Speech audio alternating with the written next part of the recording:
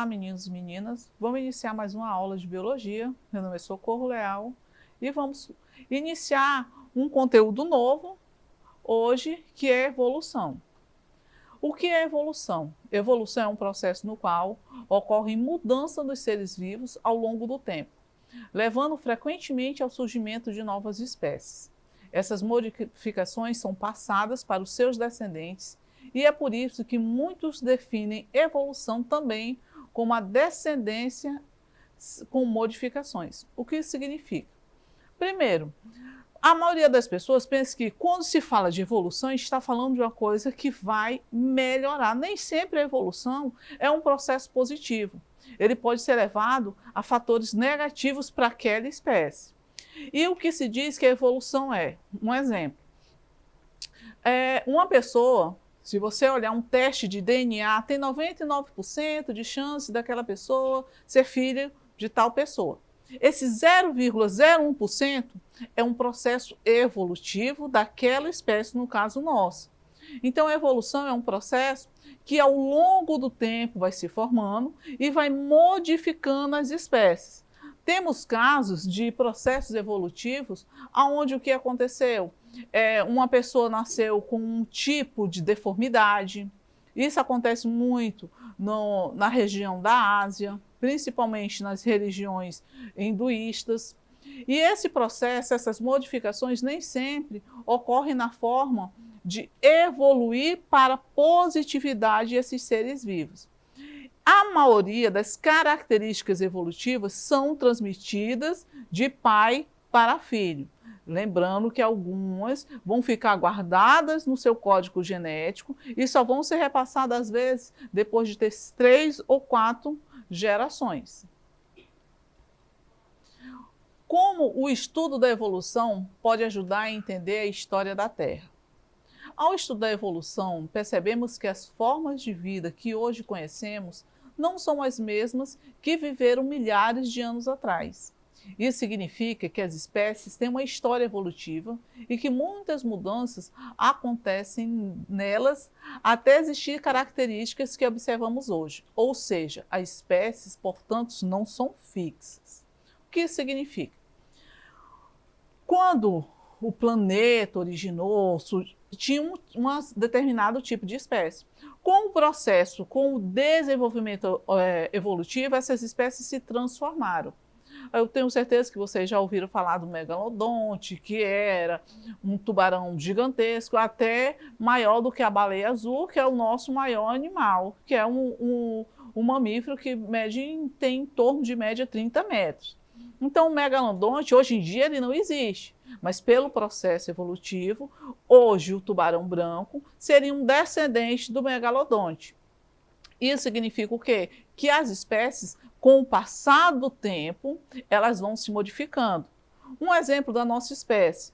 Os homens, antigamente, eles tinham em média 2,5 metros, a 3 metros de altura. Por quê? Porque eles eram lutadores, eles tinham que ir para a guerra, brandiam uma espada de mais ou menos 15 a 20 quilos.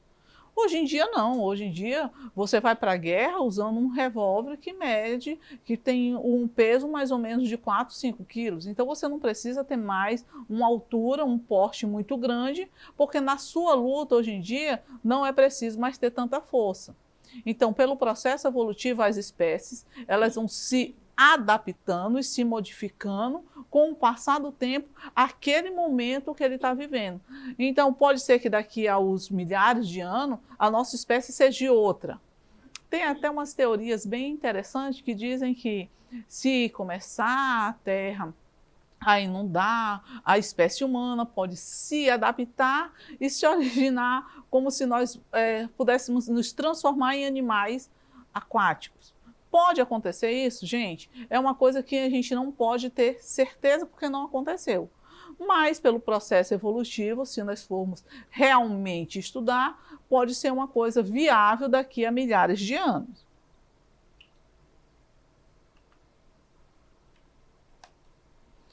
Que evidências existem de que ocorreu a evolução ou de que ocorre a evolução? Várias evidências sustentam a ideia de evolução das espécies, destacando-se entre elas evidências fósseis, homologia, estruturas vestigiais e evidências celulares e moleculares.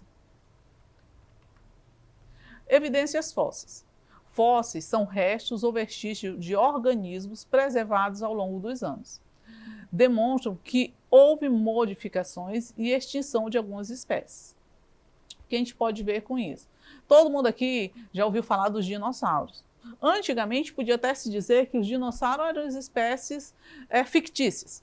Mas hoje, com os estudos, com as pesquisas, você encontra os ossos inteiros de um animal que viveu há milhares de anos.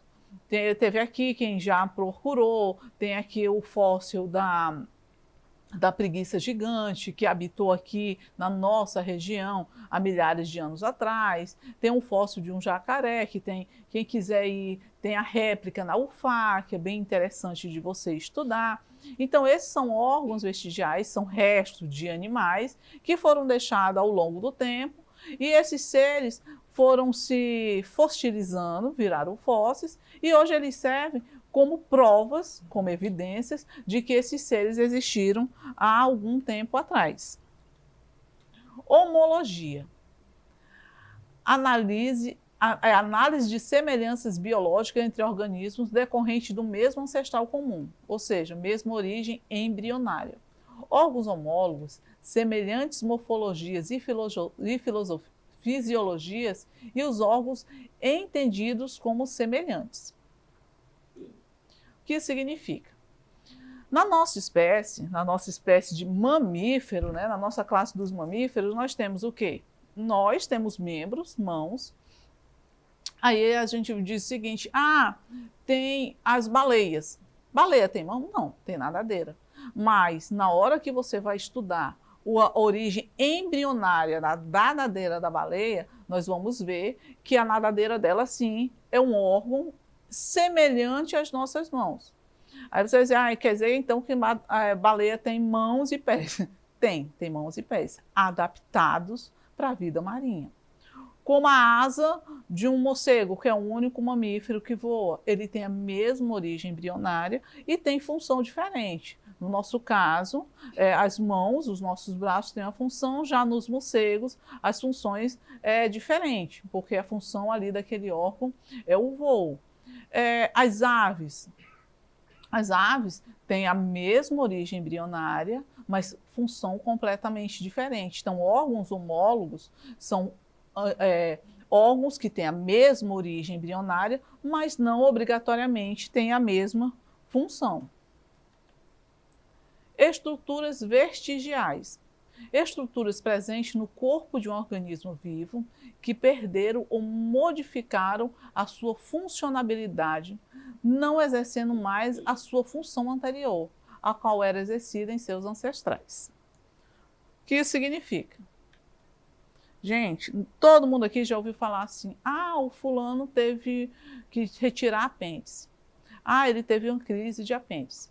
Aí você vai e diz assim, mas o que é apêndice? Apêndice, ela é vocês olham ali, ela tem aquela estruturazinha ali, no finalzinho ali do teu intestino.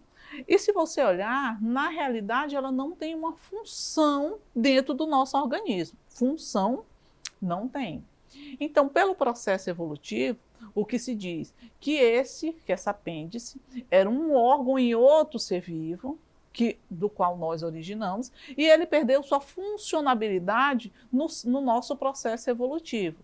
Então, uma estrutura vestigial é um órgão que tinha uma função em determinado período, com o processo evolutivo essa função se perdeu, e aquele órgão ele atrofiou, e hoje em dia ele não tem mais nenhuma funcionabilidade. Evidências celulares e moleculares. É possível observar em diferentes espécies características celulares e moleculares em comum. Aí a gente observa o peixe, o réptil, o pássaro e o homem.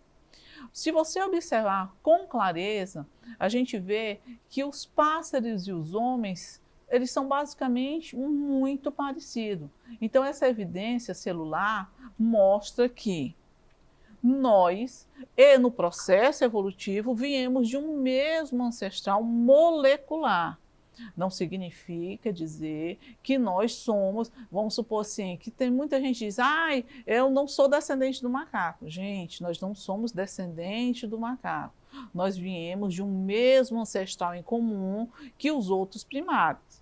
E uma das teorias evolutivas fala que nós viemos dos mesmos ancestrais desde a época passada, viemos de uma mesma célula. Teorias evolucionistas. A primeira teoria que nós vamos estudar é a de Lamarck, ou seja, Lamarckismo. É um biólogo francês, Jean-Baptiste Lamarck, formulou uma das principais teorias sobre a evolução dos seres vivos. Para explicar, surgiu duas leis, a do uso e desuso e a lei de herança dos caracteres adquiridos. Primeiro vamos ver a lei do uso e desuso. A pressão do meio força os organismos a mudarem.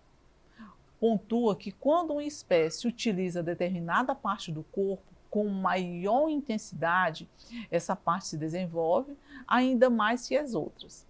Já as partes que não são usadas sofrem atrofiamento e até desaparecem. Vamos analisar cada uma delas. A pressão do meio força o organismo a mudar. Ou seja, se eu estou no meio, eu vou mudar por conta para me adaptar a esse meio. Até certo ponto, isso aí pode até ser real. Mas assim, um exemplo, se nós estamos no Ártico, o meu corpo vai se adaptar àquele, com o passar de milhares de anos eu posso criar uma cobertura de gordura, sim, mas eu ainda vou ter que usar uma vestimenta para sobreviver àquele ambiente. Quanto mais se utiliza uma parte do corpo, isso também até certo ponto é real. Uma pessoa que faz halterofilismo, ela vai malhar, malhar e vai inchar o músculo e aquele músculo vai se desenvolver. Isso é até certo ponto é real. Mas será que as outras partes vão atrofiar? Então será que se ele só malha os braços, as pernas irão se atrofiar? Então, assim, Lamarck, ele usou muito o achismo para criar essas teorias.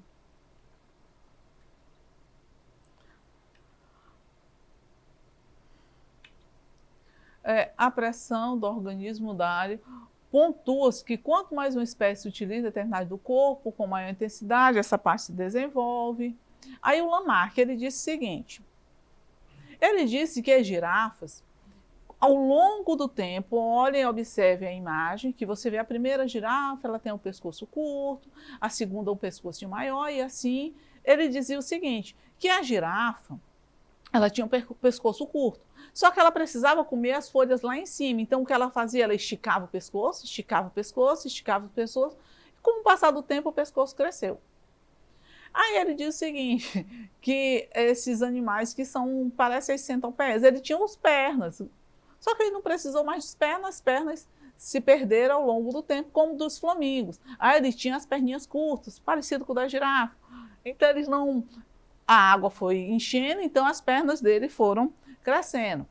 Até que ponto isso é real? Será que nós, se a gente esticar muito um membro, aquele membro vai ser passado adiante? Aí outra, olha essa, dos caráteres adquiridos. Se eu, como eu dei o exemplo do halterofilista, será que uma pessoa que faz muita atividade física, ela vai passar essa característica para o seu filho? Até que ponto isso aí vai ser real? Então, meninos, vamos acessar a plataforma Eduque para novos conhecimentos. Semana que vem, nós vamos ter uma nova aula, uma continuidade desse conteúdo. Venham, não percam a oportunidade de adquirir maiores conhecimentos e espero vocês na próxima aula.